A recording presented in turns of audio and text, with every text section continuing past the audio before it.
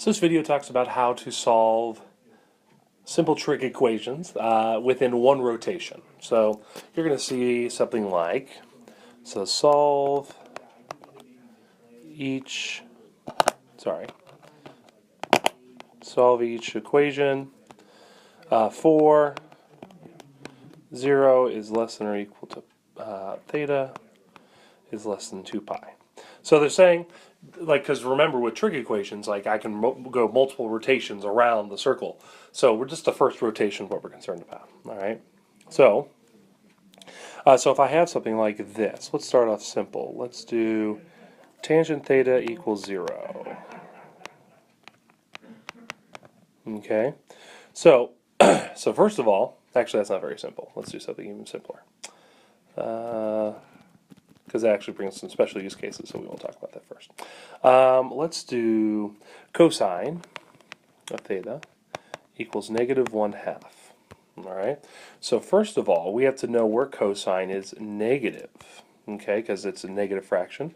So I make my pseudo coordinate axis here, and I write cast, or as other people would say it, all students take calculus. And what I'm writing is where each trig function is positive. So the S stands for where sine is positive, the T stands for tangent is positive, the C stands for cosine is positive, and A, you're like, I don't know what A is, is it adjacent? No, A is all, everything's positive, because right, X and Y are both positive in the first quadrant, okay? So cosine is negative, meaning it can't be here, right? Because cosine's positive, so I can't be there. And it obviously can't be in the all are positive because cosine's negative. So it can be in these two places, all right? So if I were to draw a angle, again, it could be in those two, right? Because cosine is negative in the second quadrant and the third quadrant because it's positive in the first and the fourth, so it can't be there.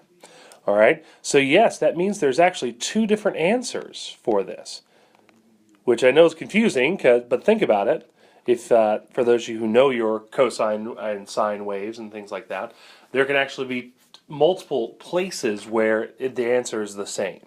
So this is kind of the way to kind of introduce you to that there's multiple answers, right? Now, you might be saying, well, Mr. Schwann, didn't we usually get something like this at the end? Like we'd say, and sine of theta has to be positive or is greater than 0. Yes, that's what we had before, but now, rather than just getting that additional information, we're not given that information. So, again, you have to assume, well, that's possible for two different places, okay? All right, so my triangles I made here, so cosine is x over r, or adjacent over hypotenuse, so -1 over 2, correct? So -1 over 2, -1 over 2. All right, now we have to know what kind of special right triangle uses 1 and 2.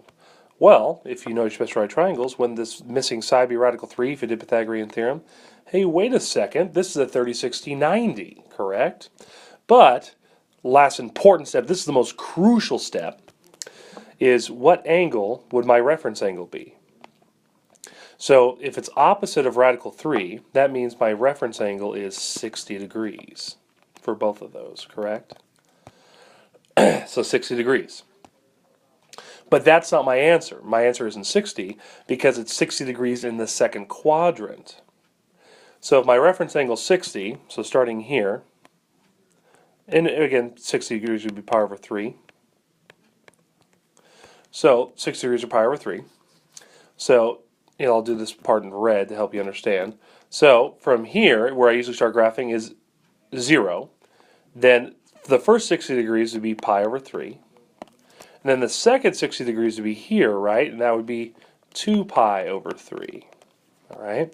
So one of my answers is theta equals 2 pi over 3. And another one of my answers would be, so 3 pi over 3 would be right here. And so this down here would be 4 pi over 3. So another answer for theta would be 4 pi over 3. All right, so those are my two answers for cosine of -1/2. All right, so if I could break it down for you again, just starting from the beginning. Let me scoot back a little bit. Whoop, too far. All right, so cosine equals negative 1/2. What I would do next is make my quadrants, identify where the positives are. Because cosine is negative, I need to cross off the cosine where positive, because remember the letter tells us where it's positive, and all, because it has to be negative. So that leaves 2 spots where cosine is negative. Then I have to make, using the information, I have to make my triangles. Okay, so I make my triangles. And then I have to find the missing side length to know what kind of triangle it is, which this would be radical 3, meaning it's a special right triangle, but what's the reference angle? So if it's opposite of radical 3, that means it's 60 degrees, or pi over 3. All right. Then we have to identify how far along it is around the rotation. So if we always start on the positive x-axis, so 1 pi over 3 is there, 2 pi over 3 is right there, so that's one of my answers for theta, 2 pi over 3. Then, halfway around 3 pi over 3, and then the next one is 4 pi over 3. So my 2 answers are 2 pi over 3 and 4 pi over 3. All right, so that's a longer explanation video. Then I'll do another video where I kind of go through it a lot quicker.